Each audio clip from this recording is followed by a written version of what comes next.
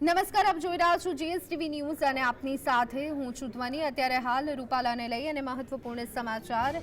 પરસોત્તમ રૂપાલા રાજકોટ આવ્યા બાદ પરિવારે ઉધડું લીધું છે। એકાએક પરસોત્તમ રૂપાલા 72 કલાક બાદ ફરી એક વખત રાજકોટમાં પ્રગટ થયા ત્યારે પરિવારજનોએ રીતસરનો રૂપાલાનો ઉધડો લીધો અને કહ્યું હતું કે અત્યાર સુધી રાજનેતાઓ ક્યાં હતા। 28 કરતાં વધુ લોકોના મોત થયા છે પણ કોઈ સાંભળતું જ નથી તેવી વેદના પરિવારજનોએ વ્યક્ત કરી હતી। આ સાથે જ તેઓએ કહ્યું હતું મિસિંગ લોકોના અમારી પાસે આંકડા પણ કોઈ સાંભળવા વાળું જ અહીંયા નથી।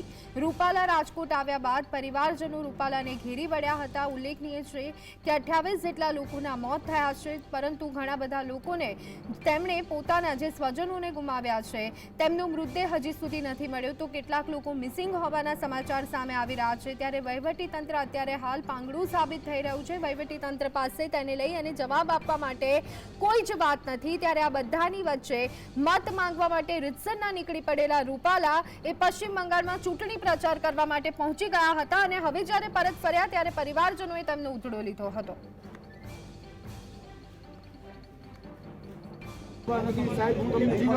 અમે લોકો જે તપાસ કરી છે ને એ આંકડો નથી વધારે વિગત હોય તો હા વિગત બધાની છે બરોબર વિગત અમે બધાને નથી સાહેબ હું તમને અમે લોકો જે તપાસ કરી છે ને એ આંકડો નથી વધારે વિગત હોય તો હા વિગત બધાની છે બરોબર વિગત અમે બધાને